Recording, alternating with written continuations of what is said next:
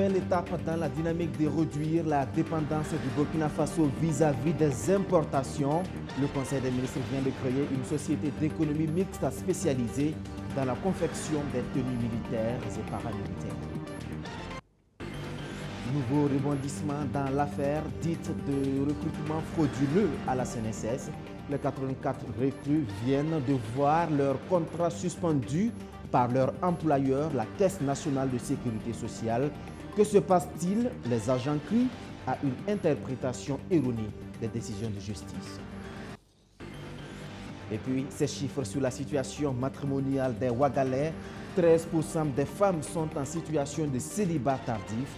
Les longues études des femmes et leur niveau de vie aisé sont pointés du doigt par les spécialistes qui ont mené l'étude. Tous les détails à suivre dans ce journal. Bonsoir et bienvenue à tous. On la croyait définitivement close, mais c'est un nouveau rebondissement qui a été donné de constater à la Caisse nationale de sécurité sociale. L'affaire dite de recrutement frauduleux refait surface. Les 84 recrues ont vu leur contrat suspendu par la structure sociale. De quoi s'agit-il exactement? Toutes les précisions avec Arsène Konditamdi. Selon les 84 agents de la CNSS dont les contrats ont été suspendus le 29 décembre dernier, ils sont victimes d'une décision injuste et inopportune. Ils disent avoir appris que c'est en se basant sur une ordonnance d'avril 2022 que le ministre en charge de la protection sociale et l'actuel directeur général de la CNSS ont acté leur suspension. Pour ces agents, l'interprétation faite de l'ordonnance en question n'est pas la bonne. La vérité est que le ministre Bazier, j'insiste, dont l'absence de neutralité ne fait l'objet d'aucun doute dans ce dossier, et le directeur général de la CNSS, lui-même magistrat de profession semble-t-il, se sont tout simplement autorisés à déduire des incertitudes de cette ordonnance, les conséquences que eux auraient apparemment voulu voir attachées à la dite ordonnance par le juge. 40 jours se sont écoulés depuis la suspension de leur contrat. Entre les dépressions, les tentatives de suicide et les difficultés à honorer certains engagements, l'inquiétude gagne leur rang. J'ai été interpellé sur la situation d'un des nôtres qui était prêt à se donner la mort le 29 décembre. Parce que la personne voit à l'horizon que c'est le désespoir total, surtout pour ceux qui ont dépassé l'âge requis pour postuler à d'autres emplois. C'est vraiment difficile économiquement. Et le drame, c'est que ce n'est pas que les 84 qui subissent, c'est aussi les pauvres enfants de ces 84-là qui n'ont rien à voir avec toute cette histoire, mais qui doivent s'obliger à être victimes d'une décision dont leur père ou leur mère ne comprennent même pas les fondements. Ces agents estiment que cette décision pourrait affecter le bon fonctionnement de la CNSS. À la longue, les performances de l'institution pourraient baisser selon eux. Inopportune dans un contexte où il existe un manque criard de personnel au sein de l'institution CNSS. En effet, elle ne peut avoir pour conséquence que la baisse du rendement du nombre important de directions et services de l'institution. Les 84 agents suspendus attirent l'attention des plus hautes autorités du pays sur leur situation. Un procès est prévu le 15 février prochain devant le juge de cassation pour statuer sur l'ordonnance qui serait à la base de cette énième suspension. Jusque-là, la confection des tenues militaires et paramilitaires burkinabais n'était pas confiée exclusivement aux Burkinabés. Eh bien, les autorités de la transition viennent d'adapter un changement de paradigme à ce niveau. Le Conseil des ministres de ce mercredi annonce la création d'une société d'économie mixte spécialisée dans la confection des tenues militaires et paramilitaires. Ce n'est pas tout. Un autre décret a été pris. Il est question d'une nouvelle industrie de transformation du coton. Plus de précision avec Serge Nianodiem Pouda, le ministre en charge du commerce et de l'industrie.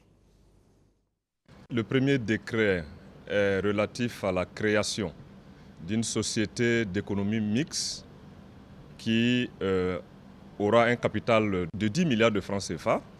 Et cette société qui est à participation majoritaire de l'État a pour objectif de se spécialiser dans la confection des produits de l'habillement paramilitaire et militaire, mais aussi de structures privées telles que les structures industrielles et les établissements professionnels. L'investissement pour la réalisation de cette industrie qui va coûter autour de 15 milliards de francs CFA sera localisé dans la région des Hauts-Bassins, plus précisément à Bobo-Dioulasso. Elle se veut, cette industrie, pour objectif de contribuer à la transformation réelle à grande échelle du coton produit au Burkina Faso par la production donc des vêtements, des produits de l'habillement des armées, mais aussi des produits de l'habillement des structures privées. Le deuxième décret, qui est relatif à une autorisation donnée à la société burkinabé des fibres textiles, la Sofitex, de participer au capital social d'une nouvelle structure industrielle dénommée Irotex Burkina, permettra à la Sofitex donc de participer au capital de cette structure. Et cette industrie est créée à un capital d'environ 4,5 milliards de francs CFA et devra réaliser un complexe industriel de transformation donc, du coton qui va comporter tous les maillons de la transformation du coton, à savoir la filature, la teinture, le textile, la confection des habits, donc des chemises et des tricots. Cette unité qui sera sur 2 sites, à savoir un site dans le centre-ouest, dans le village donc, de Sourgou, à 15 km de Koudougou, et un autre site dans la région donc, de la boucle du Moun, vers donc, Sabou, est un vrai projet industriel qui est attendu par le gouvernement. Dans un environnement de crise multidimensionnelle, comment faire en sorte que les Burkinabés disposent de capacités pour exercer pleinement leurs droits? Voilà ce qui fait courir la Commission nationale des droits humains du Burkina Faso. Elle vient d'élaborer un plan stratégique, un plan présenté aux partenaires techniques et financiers. Abdou Aziz Sari. Dans un contexte de crise sécuritaire et humanitaire, où les violations des droits de l'homme sont récurrentes, la Commission nationale des droits humains s'engage à contribuer efficacement à la consolidation du cadre d'exercice des droits humains au Burkina Faso.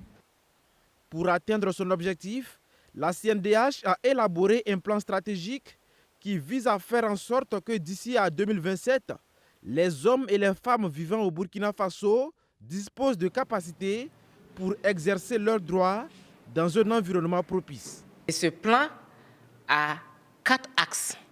D'abord, il y a le renforcement institutionnel. Il y a également l'axe de protection et de promotion. Et dans cet axe-là, c'est là-bas vraiment que va se jouer nos monitorings, nos investigations sur les questions de violation des droits humains, la question de l'assistance juridique et judiciaire. Voilà. Et il y a l'axe qui concerne le mécanisme national de prévention de la torture. Et enfin, il y a l'axe qui concerne l'amélioration du cadre juridique. Parce que quand vous regardez la vision veut que l'environnement où la population doit vraiment jouir vraiment de ces droits-là, que cet environnement soit propice. Donc, il faut que le cadre législatif vraiment réponde pour présenter ce cadre propice-là. Mais la mise en œuvre de ce plan stratégique nécessite un budget de plus de 5 milliards de francs CFA. Déjà, l'État a réussi à mobiliser 3 milliards de francs CFA et le reste est négocié à cet atelier auprès des partenaires. Et il est vrai que l'État nous finance, mais l'État à lui seul ne peut pas nous permettre de pouvoir mettre en œuvre ce plan stratégique. Et il était vraiment intéressant de voir tous les partenaires, les potentiels partenaires qui peuvent accompagner ce plan stratégique-là, les réunir autour d'une table pour leur présenter ce plan-là, les axes, la vision de la Commission et avoir leur accompagnement. Parmi les partenaires engagés à accompagner la CNDH dans la mise en œuvre de son plan figure l'association du barreau américain, ABA. Donc, au-delà du processus de formulation du plan, qui est maintenant une réalité, nous allons continuer à appuyer sa mise en œuvre selon les priorités définies et mises en avant par la CNDH. Et nous espérons que l'ensemble des partenaires, à la fois au niveau interne, mais aussi les techniques et financiers, vont se mobiliser pour appuyer la mise en œuvre de cet excellent plan stratégique. Cet atelier de plaidoyer pour le financement du plan stratégique 2023-2027 de la Commission nationale des droits humains se tient avec l'appui de l'Union européenne. Vous vivez aux États-Unis d'Amérique, c'est un outil qui peut vous être utile si vous avez des difficultés en matière de planification de vos finances. C'est un document intitulé « Reprenez le contrôle de vos finances », un document qui se veut un guide pratique élaboré par Rachida Ouedraogo-Tony, une Burkinabé de la diaspora des États-Unis. Plus de précisions avec Arsène Kondjitamné. Reprenez le contrôle de vos finances, un document de Rachida Tony dans lequel elle veut aider la communauté afro des États-Unis à une saine gestion des revenus financiers. Dans ce planificateur financier, cet entrepreneur et gestionnaire de patrimoine apporte des astuces pour une meilleure gestion des cartes de crédit, des salaires et de tout autre revenu. De la même manière dont tu prends soin de ta santé physique, c'est de cette même manière dont tu dois prendre soin de ta santé financière. Ce planificateur financier permet d'évaluer sa situation financière et d'établir son budget mensuel. Et l'établissement du budget mensuel passe par la catégorisation des dépenses pour pouvoir économiser sur certaines dépenses et voir pour épargner pour les imprévus et épargner pour investir. Pour l'élaboration de son planificateur financier, l'auteur a tenu compte de différentes catégories de personnes. Le cas spécifique de la diaspora africaine vivant aux États-Unis a été traité par Rachida Tony. Il faut savoir que dans ce planificateur, j'ai pris en compte beaucoup de catégories que certaines personnes ignorent ou soit qui ne prêtent pas attention à ces différentes catégories et surtout du contexte africain. N'oublions pas, le contexte africain est différent des autres contextes. Je suis africaine, donc j'ai traité ce sujet avec délicatesse et j'ai impliqué le contexte africain dans le contenu de ce planificateur. Rachida Tony espère que son planificateur financier aidera la diaspora burkinabé et africaine aux États-Unis à mieux gérer les revenus et bâtir des empires financiers. Le phénomène concerne essentiellement les femmes âgées de 30 à 49 ans. Elles vivent ce qu'on appelle le célibat tardif. Les chercheurs de l'Institut national des sciences des sociétés ont tenté de percer les contours de la situation. Eh bien, il ressort que les longues études et le niveau de vie jugé élevé des femmes sont à la base de ce célibat. Les détails avec Arsène Kondjitamné. 13% des femmes sont en situation de célibat tardif dans la ville de Ouagadougou. Un taux en hausse comparativement en 1992 où il était d'environ 2%. Selon une étude réalisée par l'INSS, Institut des sciences des sociétés en 2021.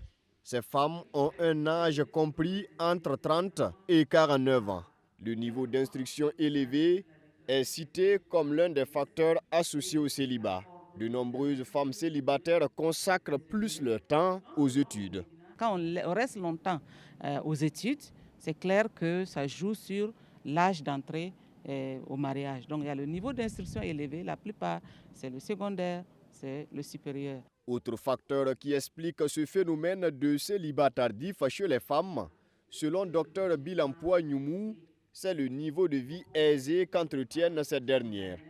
Il ressort que cette catégorie de femmes a 3,7 fois plus de risques de connaître un célibat que celle dont le niveau de vie est plus bas.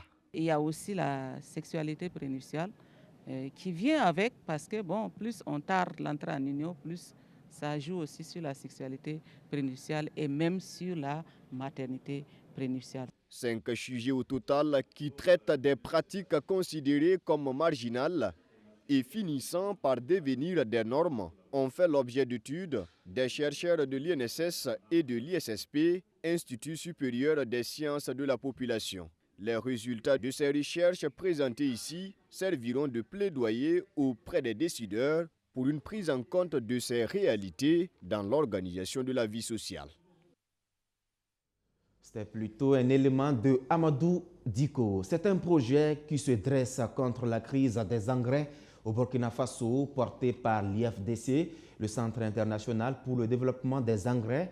Le projet va s'attaquer à bien d'autres problématiques de l'agriculture, avec pour objectif améliorer la sécurité alimentaire. Le lancement est intervenu ce mercredi même à Ouagadougou. On en sait davantage avec Maxime Ilboudou. Dans sa stratégie d'améliorer la sécurité alimentaire, l'État peut compter désormais sur le projet Sustain Africa Burkina Faso, une initiative de réponse d'urgence et de résilience pour atténuer l'insécurité alimentaire et renforcer la résilience. Il vise le maintien de la chaîne de valeur agricole par l'accès aux engrais locaux. Concrètement, le projet compte mettre à la disposition des petits exploitants agricoles possédant 1 à 2 hectares des engrais à prix réduit entre janvier et mai 2024. C'est un projet court-termiste, donc en 2024, on devra finir. C'est une intervention très rapide pour une fourniture de ces engrais dans un délai très limité pour pouvoir atteindre ces producteurs et réaliser les premiers impacts. Et ceci s'inscrit aussi dans une initiative long-termiste pour pouvoir apporter des solutions beaucoup plus durables donc, aux problèmes qui se posent à nos agricultures. C'est au moins 20 000 tonnes d'engrais qui seront octroyées à près de 100 000 petits exploitants agricoles. L'initiative saluée par le gouvernement entend également promouvoir des pratiques qui améliorent la qualité et le rendement des sols. Elle couvre les régions de la boucle du Moun, le plateau central, le centre-sud, les hauts-bassins, les cascades, le centre-est et le centre-ouest. La question fondamentale des engrais est posée chaque année, tant en quantité, en qualité, qu'en disponibilité géographique et économique. Je pense que ce projet viendra quand même soulager un tant soit peu les efforts du gouvernement en la matière. Surtout qu'ils viennent pour appuyer les unités de mélange d'engrais que nous avons, notamment la société d'exploitation des phosphates du Burkina, qui est basée à Poupéla, qui fait donc un travail formidable.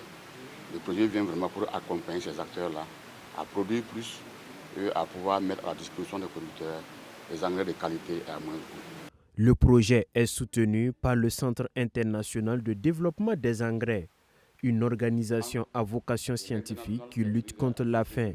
Sa mission est d'augmenter la productivité agricole. En sport, les miraculés ivoiriens sont en finale de la CAN 2023 à l'issue d'un match palpitant contre la République démocratique du Congo. 3e de sa poule et quasiment éliminé, le pays organisateur continue son incroyable comeback. Les éléphants ont montré un visage plutôt rayonnant hier en dominant la confrontation. Eh bien, pour marquer la solidarité et cultiver la fraternité avec les Burkinabés, l'ambassadeur de la République de Côte d'Ivoire au Burkina Faso a convié ses compatriotes à sa résidence pour vivre ensemble cette ambiance unique. Benjamin Kwame. Ce n'était pas des calculs, encore moins un miracle comme ça a été avec les derniers matchs. La Côte d'Ivoire est en finale de la 34e édition de la Coupe d'Afrique des Nations face aux Léopards de la RDC. À la résidence de l'ambassadeur ivoirien au Burkina Faso, dès les premières minutes de la rencontre, les deux équipes tentaient de dérouler leur système de jeu. Et ce sont les Congolais qui mènent la danse comme à la 8e minute.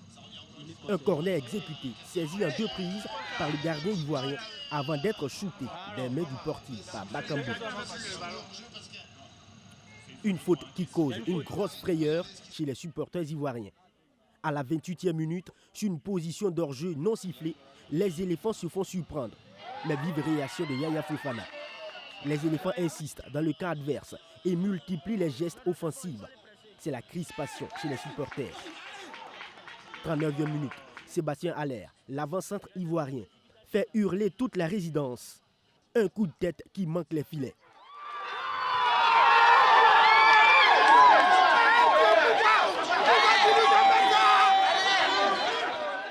La légende Didier Drogba n'en revient pas. Les éléphants ne démodent pas. 41e minute, cette fois, c'est le poteau qui sauve les léopards après le tir de Franck Kessié. C'est la pause. Les supporters ivoiriens restent confiants. Pour le moment, ça va pour la Côte d'Ivoire. Je suis fier On est une très bonne équipe. Mais c'est qu'on a gagné ce match-là. Pas les Congolais, pas que ça gère les rangs, ça va faire là-bas. Là-bas, pas gérer les rangs. C'est pied du jour. Les ballons arrière qui venaient des Congolais, ils étaient encore beaucoup plus sur les gardes.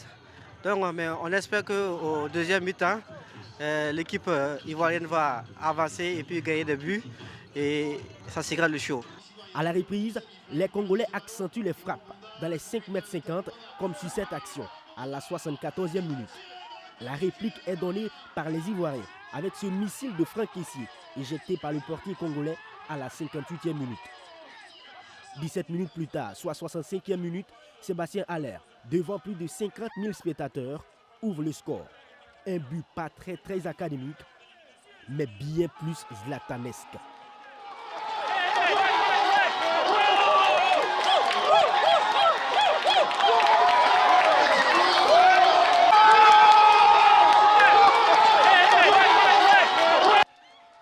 Paul Kofi, ambassadeur à l'UEMOA et la chargée des affaires à l'ambassade de la Côte d'Ivoire, ne tiennent plus assis.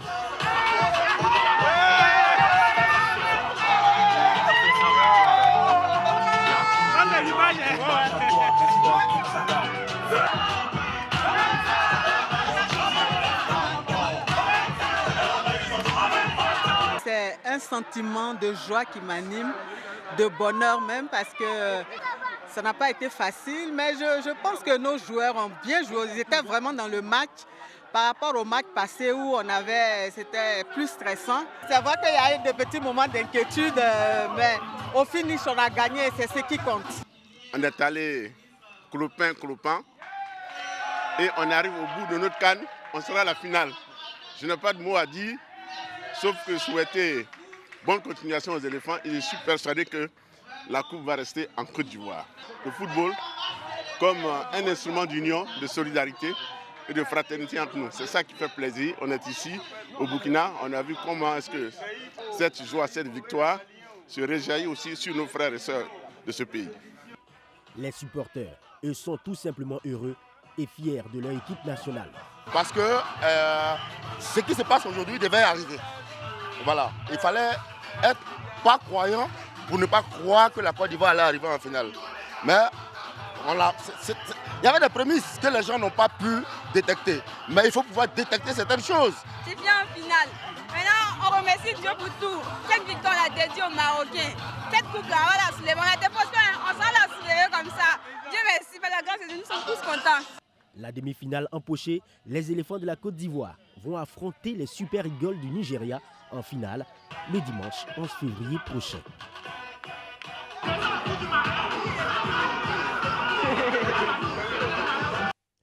On reste en sport pour finir. L'apothéose de la coupe du directeur général de l'École nationale des eaux et forêts en finale football. C'est l'équipe du village de Denderesso qui est sacré vainqueur de cette édition 2023.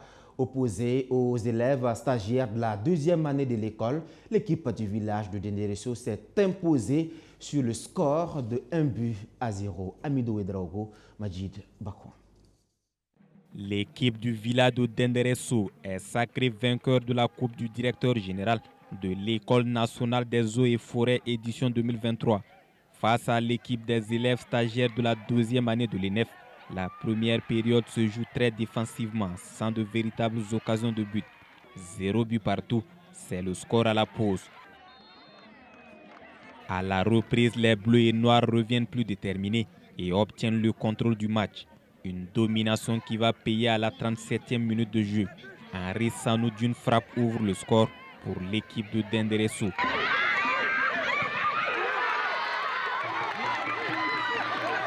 Un but qui va faire autorité jusqu'à la fin de la rencontre. Score final, 1-0. Nous avons vu ce soir le village de Denderesso l'emporter. En tout cas, c'est comme si c'était l'école qui l'avait emporté parce que nous sommes des voisins, nous vivons en bonne entente et nous avons partagé ce bon moment ensemble. J'ai voulu parrainer cette activité parce que l'activité est noble, elle est liée à la santé. Le sport, c'est un facteur de développement, c'est un facteur de cohésion. Et en dehors de ça, nous ne pouvons pas vivre sans l'environnement, un environnement sain. L'initiative est du bureau des élèves de l'École nationale des eaux et forêts. L'objectif est de promouvoir la cohésion sociale entre les élèves de l'ENEF et les villages environnants. Vous savez que le sport est un facteur de cohésion sociale et Denderesso étant un village riverain, nous avons voulu associer les deux villages qui sont Denderesso et Nasso à l'activité. Donc nous ne pouvons qu'être fiers parce qu'à travers ça, c'est la cohésion sociale, le vivre ensemble qui a été célébré ce soir. L'équipe des élèves stagiaires de la deuxième année de l'ENEF, finaliste malheureux, reçoit une enveloppe de 50 000 francs CFA. Le village de Denderesso, vainqueur de cette édition de la Coupe du DG de l'ENEF, repart avec une enveloppe de 75 000 francs CFA, plus le trophée. En plus de football, plusieurs disciplines d'athlétisme étaient au menu de cette journée. Il s'agit du 100 mètres plat, du 1500 mètres, le saut en longueur et le triple saut. Fin de ce journal. Merci à tous de nous avoir suivis partout au Burkina Faso et plus précisément depuis les localités de Pela dans le Burkina.